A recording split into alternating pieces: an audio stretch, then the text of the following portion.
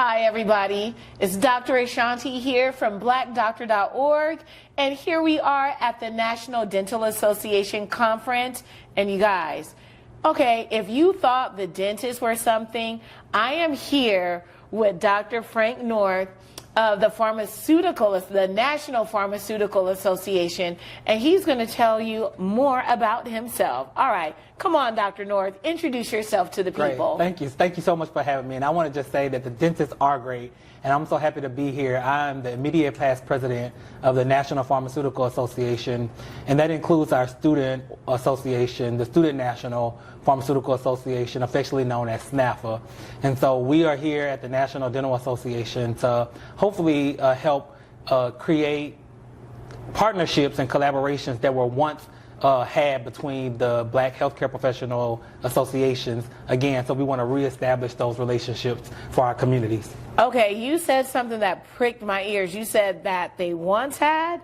What was the relationship like before? Yeah, so soon after pharmacy school, after I graduated pharmacy school, I became really involved in the National Pharmaceutical Association because I didn't really know that the Student National Pharmaceutical Association was a Black organization, historically Black organization. Oh. I knew that they served the underserved, but it was really more of a hub for scholarships. So when I learned more about the National Pharmaceutical Association through the then President-elect, Dr. Sharon Early, who would come to our pharmacy management course and talk about the National Pharmaceutical Association, how they serve the views and interests of Black and minority pharmacists, I had to get involved. And so I've been a part of on the board now for about 12 to 13 years. And one of the things that I've learned in that service is the history and the rich history of the associations and the associations' connections with each other. So a lot of the Black associations really formed out of sections from the National Medical Association, and once they were evolving and developing their own independent associations, they would still get together. Some people have said every 4 years, some people have said every 7 years, but they would have this Congress of Black healthcare professionals plus Black lawyers, and so they would all convene in the same city over the same weekend, and they would talk about things that were relevant to our community. And oftentimes I have mentors in the pharmacy space, but also in the medical space, and I'm sure it's the same in the dental space, that they would actually be invited to the United States Congress to provide testimony about how different policies and healthcare affect them. And so when you think about today, I know the immediate past president, Dr. Yolanda Losses of the National Medical Association, has done some of those things, but it's rare that you see other Black healthcare professionals that are representing the Black healthcare associations, organizations. And I think a lot of that is because we're not having that synergy with our Congress and coming together and convening about what's happening in our community, not just maybe what's happening in our particular practice settings, silos, and offices. Yeah, and that speaks true to the silos and the siloing and all of that. So with pharmacy, because you talked about pharmacy school, can you talk about the intersection of pharmacy and dentistry? I absolutely can. I'm so glad that you allowed me to. So in my full-time role, I am an instructional assistant professor at a pharmacy school in Texas, but I also have a part-time role in interprofessional education, and specifically in that role, I look at how do we coalesce our healthcare professional students in the practice setting so we can learn together, learn with, from, and about each other and what we do in those roles to really kind of close some of those gaps and improve some of those patients' experiences. So, I'm a pharmacist, but I'm a person, right? And so as a person, I go to the dentist. And so some of the things that I see and some of the things that I've experienced while working on the bench in community pharmacy, so often relegated as retail, but I like to use the term community pharmacy because we're in the community, is that, patients experience a lot of oral healthcare needs, and they don't know where to go. They don't know how accessible a dentist can be, and if a dentist might be accessible, they have a fear, right? So there's this, whether it's myth or true about, children and adults who have, this fear of dentists and what the dentists do within our oral cavity. And so, I've experienced, patients would come to the counter with their crown in their hand. Wow. And they want something over the counter, at that particular moment. And as I reflect back on my pharmacy educational career, I don't remember a lot of oral care lessons and teachings and different things of that nature. It doesn't necessarily mean that it may not be happening at some pharmacy schools, right. but I don't really recall it at mine, and I think I got a wide variety of experiences at my pharmacy school. I thought it was, a pretty phenomenal and covered a lot of spaces. But, if you go into a community pharmacy and you go into that oral care aisle, there are a lot of self-care products right. for patients, for our community, for people to choose. Right. And so that's an opportunity for the pharmacist to then step in and say, this might be appropriate and this might be temporary, but then you do need to see a general dentist, and then that general dentist could then, provide them with referrals to whatever right. specialty they need to go to. But just understanding how much the oral cavity has its impact on our overall care. Right. So I remember before pharmacy school, I would be in class with individuals that wanted to go to medical school, wanted to go to dental school, right? So everybody's kind of throwing out their facts about why their profession is so much better than the next, right? And so I don't know the exact quote, but I know a lot of my friends that were going to dental school will talk about, plaque on the teeth can, is a precursor and can lead to cardiovascular issues, right? Right. So pharmacists and physicians manage disease states that affect the cardiovascular system. Right. But if individuals are not simply flossing their teeth or brushing their teeth and flossing, then there could be some other complications that are not necessarily, in the oral cavity right. area that pharmacists may be able to intervene, physicians may be able to intervene, nurses may be able to intervene if we're all working collaboratively and we're learning from what each other is seeing in the space. I'm known for having a gift of gab, so I'll share with you, one more thing that I recognize from my pharmacy school experience, because I do remember when we talked about endocarditis and, needing yes. certain antibiotics and different things of that nature.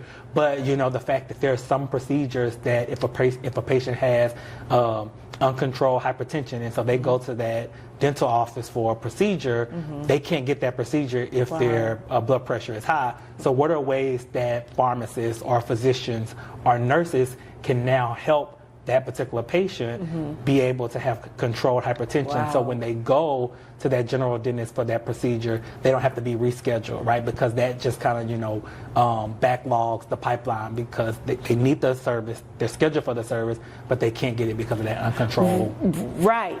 And thinking of, our teeth, sometimes there's a lot of pain. The quality of life is lessened. So I love that, just with that intersectionality and the interdisciplinary work that the pharmacists are doing as well as the dentists. So talk to me, Dr. North, a little bit more about what you guys do with the students. You said it's called SNAFA. Talk to me about that. Right. Yeah, so talk to me about that. The Pharmaceutical Association, I think, is probably, and I think all student associations are probably a hidden gem of the professions, but they're not really so hidden because they do amazing work. So our Student National Pharmaceutical Association, they serve the underserved, and they represent a diverse or well represented, because I'm getting away from the word diversity, but they're intentionally representing what reality looks like in our communities in order to help them further advance their education and beyond the classroom.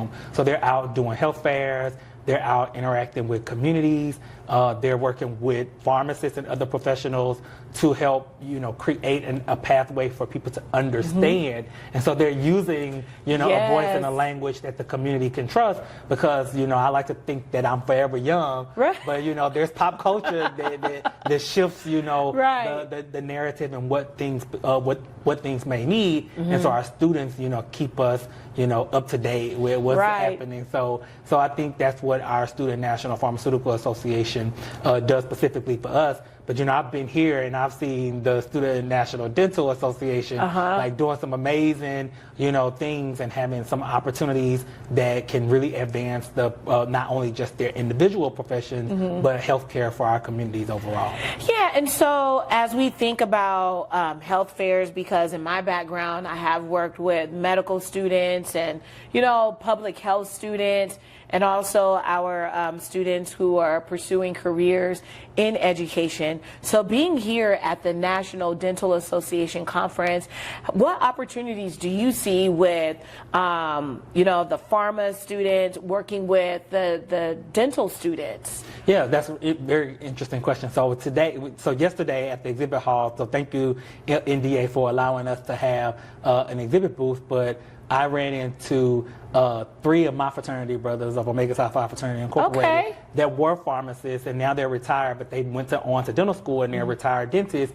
And so they kind of talked about some of the things that I mentioned about education, accessibility, and different things of that nature. So I think when we think about what we're able to do, and I think just some of the commonalities. I was in another session and they talked about how dentists don't usually retire; they stay working until their hands just can't do the work that's required. Right. And I think that I see that synergy, and it just goes to show our work ethic, perhaps in our different professions. But I think also it gives us an opportunity to really see what our patients really need and how we can provide them access to that particular specialty, to that particular intervention that can really, really help them. So when I go to the dentist, I have to, because when you go as a healthcare professional, usually when you go to any healthcare professional, you're not going as a healthcare professional. Right. You're just like any other. You're just like any other patient. Right. So I have to force myself to put on a healthcare professional hat to remember to take my, antibiotics until completion. Because once the pain goes away, or once whatever happens, or you think you just took it long enough, exactly, you may stop, right? And so so when you talk about compliance and adherence to medications, that's something that we will want our patients to do, regardless whether it's something that is directly affected to their oral health care or something that is, dotted line or indirectly connected to their health care. Because remember, going back to that uncontrolled hypertension, right? Or if the person has uncontrolled diabetes, and you're pulling teeth and then it's hard for it to heal, what are those things, how are those things perceived? And if one patient has a negative experience, they're going to tell 5 and 10 other people. And even if they tell one, that one person is going to tell, 5 or so other people. So we have to be the same way as healthcare professionals. Let's share what we're seeing, dentists behind the chair, physicians when a patient is sitting on the table, pharmacists when a patient could be sitting in any one of those varieties, but traditionally when they're standing on the other side of the counter. Let's share these experiences so we can do what I am hoping to do with students in interprofessional education. We're creating interprofessional practice where we can learn from and about each other to close our healthcare gaps in our communities and really beyond, right? So a lot of times I want to be clear that a lot of the historically black organizations, or really all of them, have never been exclusively black. It's always been providing equitable health care to everybody, just keeping in mind that so often black individuals and black communities are often left behind or invisible. And I would be remiss to not bring up Latina X communities as well. So we're often left behind. And so it's not an exclusive to black individuals. It's just keeping in mind that this is the focal point and this is who we're going to care for, but anybody and everybody else is welcome. Absolutely. And thank you for sharing your remarks with that. So now I have to state the obvious. So as the viewers, they've been hearing about these staggering statistics as it relates to African Americans, black and brown professionals, or black and brown people in these healthcare professions, right? So if there was a black male standing before you and said, you know what, Dr. North, I want to be like you, what advice would you give him? I would tell him to, one, that he can do it, that it takes perseverance, that it takes persistence, that it's going to take a lot of finding within yourself the will to know that you can do and to keep going. I think those are some of the things that we don't share with our young people, and particularly, our young African American or black males, is that it's so important for us to not discourage them from some of the mainstream things that they want to do, but kind of give them some perspective on how they can do both. That's right. And so, I've had experiences where my own personal social medias have been weaponized, and I've been steadfast that I am not going to change the language in which I communicate with my community, because I want someone to see that, I can speak their language, Right. but here are the things that I've been able to do, and if I can do them, then you can too, right? And so I think it's important for us to share that. I don't want to talk about or bring up like what I kind of feel like is negative stigmas about black communities and black men and black fathers, because statistics show that black fathers are more present than any other fathers in the communities. That's right. So we are there, but we have an inherent, interest in sports and athletics and things of that nature. And those are great, career opportunities. And when I go talk to students, I don't discourage them from that. Right. But I do share that, Stephen Curry is up shooting at 4 or 5 o'clock in the morning. Right. So either you need to be doing that or practicing timetables or learning some type of, pathway in science and different things of that nature. One of my favorite rap artists is Lil Boosie, because of his story about how he came up, or at least what I know of his story, coming up, selling records out of his trunk, and then becoming, mainstream and having his adversities, regardless of how you feel about them, and still having some level of success. But there's some type of perseverance and some type of persistence that, he had to have in order to do that. So if you want to be a rapper, are you gonna be, and do what you don't see your favorite, artist doing? If you're going to be the best athlete, are you going to do the things that you don't see them doing? Because you don't see all of their practices, right? What is it? You weren't with me when I was shooting in the gym. Exactly. You're not there when the person is shooting in the gym. But I think as academicians or scholars in the Academy of Healthcare, we have the ability to leverage social media, so we can allow our community to see us shooting in the gym, right? Right. We can allow them to see us presenting posters at association meetings. We can allow our communities to see us going back to the community and sharing those things. So I think it's so many ways that we can be powerful to instill the pathway for individuals beyond just telling them to persevere and to persist, because everybody tells us that, but those things are hard. Yes, they are. If you don't have anybody consistently encouraging you, consistently picking you up, consistently telling you, yes, you were wrong, but that's a part of the process, right? And so you will be wrong again, and it will hurt, and it will probably hurt more than this one. But we're going to be here to to help you become successful in whatever that is. So I typically meet people where they are, learn about them, what they want to do, and then try to navigate how can I help them get to where they want to go. Exactly. And so often we're meeting people and we're trying to get them to where we want them to go. And I'm the same way, right? I meet people and I'm like, you can do this. And they're like, I don't want to do that, right? And so then how can I help support them to do what they want to do? Because one thing I know about people and black people is once we get to where we think we want to be somewhere else, right? And we want to be greater, and that's inherent in all people, is this desire to be independent and autonomous, right? And so I think if we continue to support our communities, then we have the ability to, to really extend what they're able to do and what their output and their endpoint will be.